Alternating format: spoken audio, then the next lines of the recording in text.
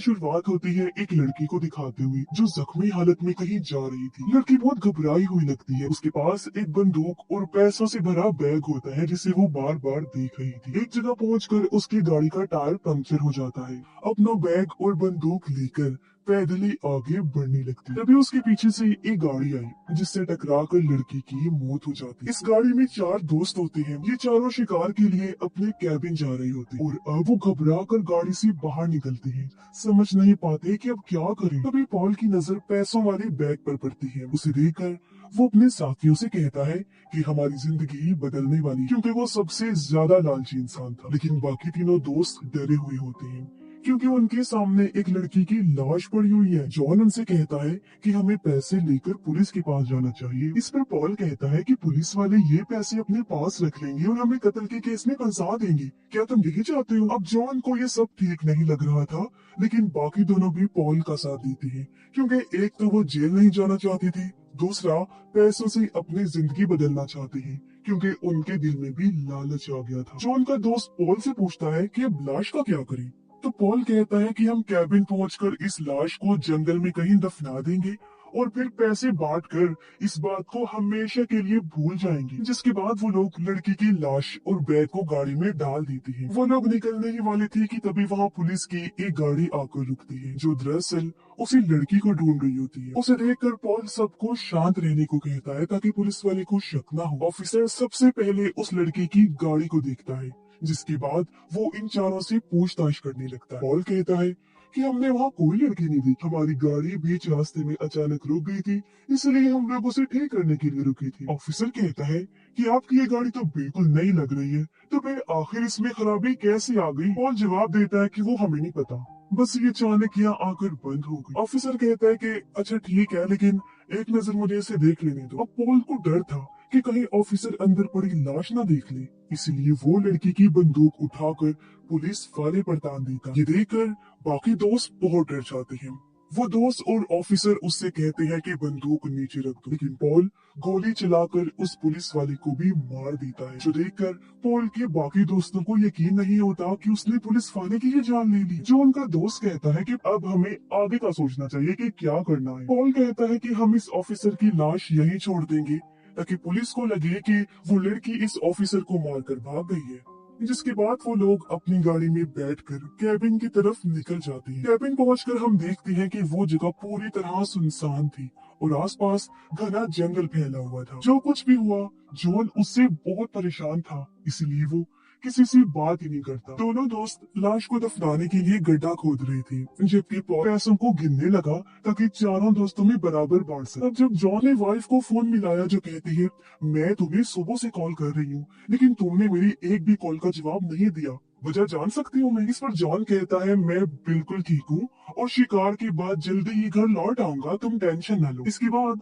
हम एक और आदमी को देखते हैं जिसका नाम सिडनी है। वो उसी जगह पहुंचता है जहां उस लड़की की गाड़ी खड़ी। अंदर जाकर देखता है लेकिन वहां कुछ नहीं होता। तभी उसने जमीन पर देखा कि वहां बहुत सारा खून पड़ा हुआ है, तो अब वो समझ जाता है कि मुझे कहाँ जाना है। वो गाड़ी लेकर सीधा उन दोस्तों की कैबिन पहुंच जाता है जहाँ वो लोग लाश को दफना रहे हो। उसे देखकर वो चारों हैरान रह गए।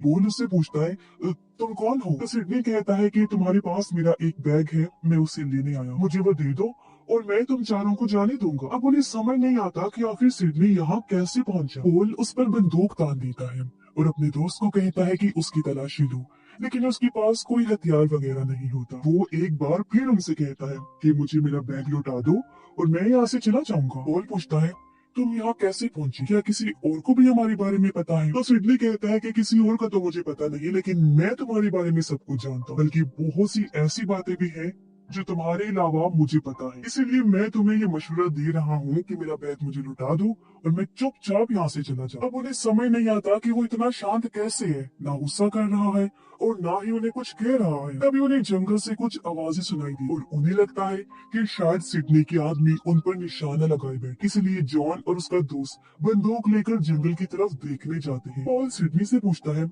जंगल में तुम्हारे कितने आदमी हैं?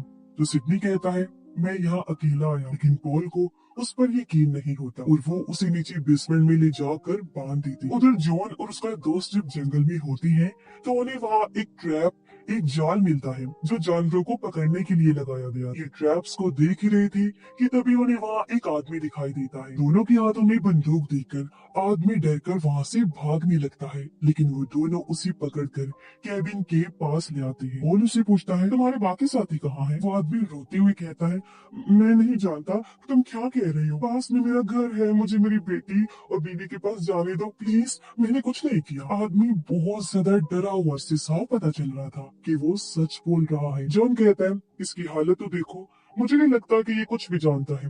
लेकिन पॉल कहता है, अब उसने हमें देख लिया है, अगर ये पुलिस के पास चला गया तो हम दोनों जेल में होंगे, इसीलिए हमें इसे मारना होगा। लेकिन इस बार ये काम किसी और को करना होगा। तो ना चाहते हुए फिर जॉन का दोस्त कहता है, मैं इसे मारूंगा। वो आदमी उनसे अपनी जान की भीख मांग रहा था और ये देखकर जॉन का दोस्त उस पर गोली नहीं चला पाया। लेकिन तभी पॉल उस पर बंदूक तान कर उसे गोली चलाने के लिए मजबूर कर देता है। तो मजबूरी में जॉन का दोस्त उस पर गोली चला देता है, जिससे उस आदमी की वही मौत हो जाती है। अब जॉन का दोस्त कुछ वक्त के लिए सदमे में चला गया क्योंकि उसने एक इंसान की जान ले ली। अब जॉन लाशों को ठिकाने लगाने में लग गया।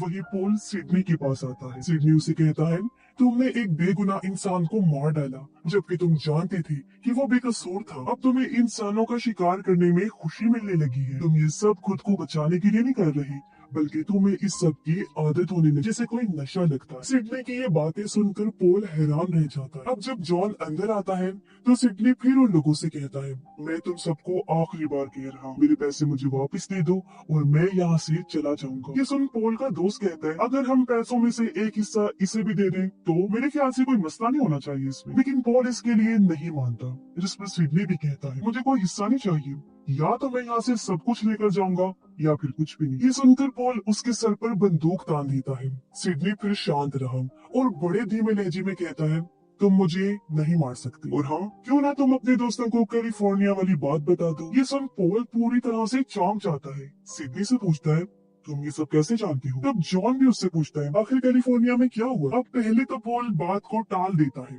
लेकिन फिर वो बताता है कि पिछले साल जब मैं कैलिफोर्निया एक बिजनेस ट्रिप पर गया था तो वहाँ मेरी मुलाकात एक लड़की से हुई। वो अपनी मर्जी से मेरे साथ आई, लेकिन अगली सुबह वो मुझे धमकाने लगी कि अगर मैंने उसकी मांगी हुई रकम उसे नहीं दी तो वो पुलिस को जाकर बता देगी कि मैंने उसके साथ जबरदस्ती की। काफी देर बहस के बाद गुस्से में आकर पॉल ने उस लड़की को मार डाला, फिर उसकी लाश को काट कर ठिकाने लगा दिया। यानी पॉल पहले भी एक कत्ल कर चुका था। ये सुनकर उसके दोस्तों को यकीन नहीं होता कि ये ऐसे भी कर सकता है। तो पॉल उनसे कहता है, मैं डर गया और मैंने वो सब कुछ अपनी जान बचाने के लिए ही किया। अब इस बीच हम जॉन के दोस्त को देखते हैं जो बहुत गुस्से में था। वो बेसमेंट में आकर पॉल पर बंदूक तान देता है और कहने लगा कि तुम्हारी वजह से मैंने एक आदमी को मार डाला और मुझे इस बात का पछतावा हो रहा है। तो पॉल उसे याद दिलाता है कि उसे मारने के लिए तुम खुद ही आगे आए। जो सुनकर जॉन का दोस्त काफी दंग रह गया और इस मौके का फायदा उठाकर पॉल उससे बंदूक छीन लेता है और उसी पर तान कर उसे मारता पीटता है। पॉल का दोस्त और जॉन उसे रोकने की कोशिश करते हैं, लेकिन जब वो नहीं रुकता तो पॉल का दोस्त उसके सर पर बंदूक मार कर उसे बेहोश कर देता है। पॉल को जब होश आया तो वो खुद को सिडनी के साथ बेसमेंट ले पाता है। उधर ऊपर पॉल का दोस्त और जॉन पैसों को लेकर बात कर रही होती है। जॉन कहता है, हम इन पैसों को जंगल में कहीं छुपा देंगे जब तक कोई हल नहीं निकलता, क्योंकि जब से ये बैग हमारी जिंदगी में आया है हम अपनी इंसानियत खो चुके हैं। बेसमेंट में सिडनी पॉल को भड़काता है कि तुम्हारा दोस्त पैसे लेकर चला गया है, लगता है वो तुम्हें अपने प्लान में शामिल नहीं करेगा। तब पॉल गुस्से में जॉन के पीछे भागता है, लेकिन तभी जॉन का दोस्त उस पर गोली चला देता है जिससे वो वहीं गिर गया। अब उन्हें लगता है कि शायद से पॉल मर गया है, इसलिए जॉन का दोस्त बेसमेंट में जाकर रोने लगता है। तब सिडनी कहता है, अब रोने का क्या फायदा? कोई फायदा नहीं है। तुम उस आदमी को मारना नहीं चाहते थे, फिर भी तुमने उसे मार दिया और अब तुमने अपने दोस्त पर ही गोली चला दी। या तुम्हें लगता है कि रोने से ये तुम्हारा जुर्म खत्म हो जाएगा? दूसरी तरफ हम जॉन को देखते हैं। उसे जंगल में एक खोखला पेड़ नजर आया और वो उस बैग को उसके अंदर छुपा देता है। कुछ देर बाद जब पॉल की आंख खुली तो वो जल्दी से एक पेड़ के पीछे छुप जाता है।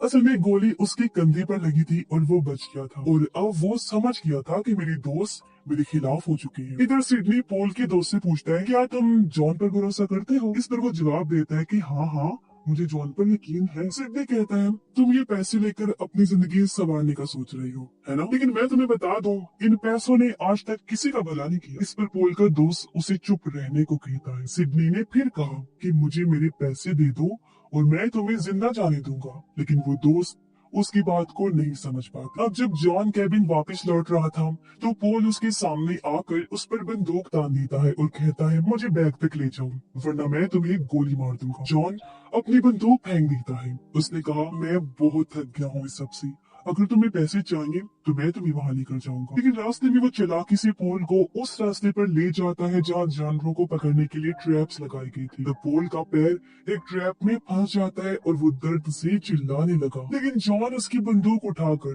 बिना मदद किए वहाँ से भाग जाता है। वो कैबिन पहुंचकर अपने दोस्तों को सब कुछ बता देता है। सारी बात सुनकर जॉन का दोस्त कहता है, पोल हमारा दोस्त है, आखिर हम उसे ऐसे मरने के लिए नहीं छोड़ सकते। तब सिडनी कहता है, तुम लोगों के पास अब भी मौका है, मुझे मेरे पैसे दे दो। जब पोल का दोस्त फिर से सिडनी को धमकाने लगा, तो सिडनी कहता है, मैं तुम्हारे बारे में सब कुछ जानता हूँ, कैसे तुम अपने दोस्तों को धोखा दे रही हो। इससे पहले कि सिडनी और कुछ कह पाता, पोल का दोस्त उसके सर में गोली मार देता और तभी वहाँ एक अजीब सी आवाज गूंजने लगी, जिसे सुनकर वो सब दर्द से चीखने लगते हैं, क्योंकि आवाज उनके कानों को बहुत तकलीफ दे रही। कुछ देर बाद वो उस जगह पहुंचते हैं जहां जॉन ने पैसे छुपाए। रास्ते में पॉल ने उन्हें देख लिया होता है और वो भी चुपचाप उनका पीछा करता है। रास्ते में पॉल को जॉन की बंदूक मिल गई, जिसे वो अपने पास रख लेता है। आगे बढ़ते हुए जॉन पॉल के दोस्त से पूछता है, क्या तुम मुझसे कुछ छुपा रहे हो? पॉल का दोस्त कहता है कि हाँ, और मुझे माफ कर देना, मेरा और तुम्हारी बीवी का ताल्लुक है।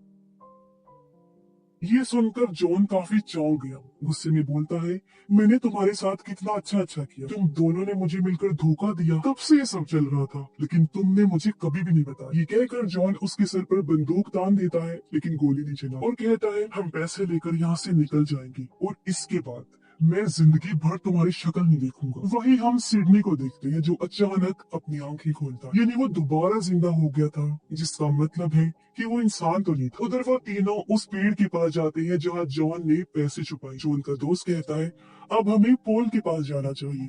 तब इस पर पोल के दोस्त ने कहा, पोल को भूल जाओ, वो अब तक शायद मर चुका होगा। इतना कहते ही पोल उसे गोली मार देता है और वही उसकी मौत हो जाती है, क्योंकि वो चुपचाप उन पर नजर रखे हुए था। ये देखकर जॉन और उसका दोस्त पेड़ के पीछे जाकर छुप जाते हैं। तब जॉन का दोस्त पॉल से कहता है, तुम हमारे दोस्त हो, हम तुम्हें लेने ही आ रही थी, मैं अपनी बंदूक फेंक कर बाहर आ रहा हूँ, तुम भी अपनी बंदूक फेंक दो। इस पर पॉल कहता है, पहले तुम बाहर आओ। हालांकि जॉन उसे ऐसा करने से मना करता है, लेकिन जॉन का दोस्त पॉल पर भरोसा करके बाहर आ जाता है। उसके हाथ में बैग भी था, लेकिन तभी जॉन का दोस्त पॉल के पीछे से सिडनी को देख लेता है और उसे देखकर वो दंग रह गया। उसके हाथ से बैग गिर जाता है। वो सोचता है कि ये जिंदा कैसे है। पॉल कुछ समझ नहीं पाता और इसी उलझन में वो जॉन के दोस्त को गोली मार देता है, यानी कि अब सिर्फ पॉल और जॉन ही जिंदा बचे थे। इसी बीच सिडनी जॉन के दोस्त को घसीटकर एक पेड़ के पास ले आता है। फिर वो एक इंजेक्शन से उसका खून निकालने लगता है, ताकि खुद को फीड कर सके, खुद को दे सके। और यहाँ से हमें पता चलता है कि असल में सिडनी